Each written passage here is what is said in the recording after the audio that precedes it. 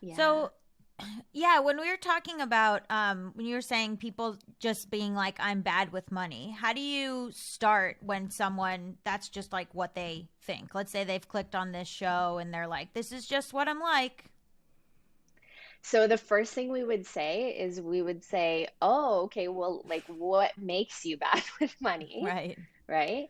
And because some people will take on the "I'm bad with money" as an identity, like Mm-hmm. if they've done one thing wrong with money, right? And that's the difference between like shame and, feeling bad about something you've done is like shame basically makes it becomes your identity. It's a blanket statement, like I'm bad with money versus, oh, I racked up debt or I'm Mm-hmm. overspending right now, right? So first we would say like why is it that you're bad with money? And then when have you first felt this way?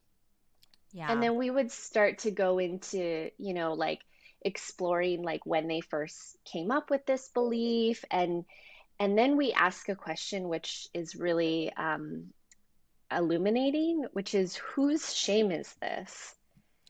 Oh, what does Yeah. that mean?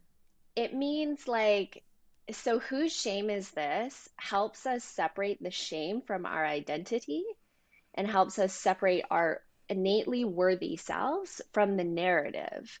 So if you say I'm bad with money and I say, well, oh, whose shame is that? It's going to make you be like, yeah, where did I first learn that I was bad with money? And then you could be like, oh, maybe my mom, she like told me that I keep spending my allowance too fast. Or maybe my math teacher said I was terrible with numbers. Or, Mm. maybe I learned that through society that, whatever you learn through society. And you start going through like the sources of the shame. And it's really helpful because it applies this mindful lens to remind you that actually this is not you. It's not something that you should be internalizing. It's something that's come externally that you've been placed on Mm. yourself. Ah, I love that. Um, Mhm. So, like, there's something else that I saw in your work that's trauma informed entrepreneurship. And so, what does that mean? Well, so I I have found that many folks who take our program are entrepreneurs, Mm-hmm. and there's certain patterns in the way they show up around business that we have linked to being in a trauma triggered state.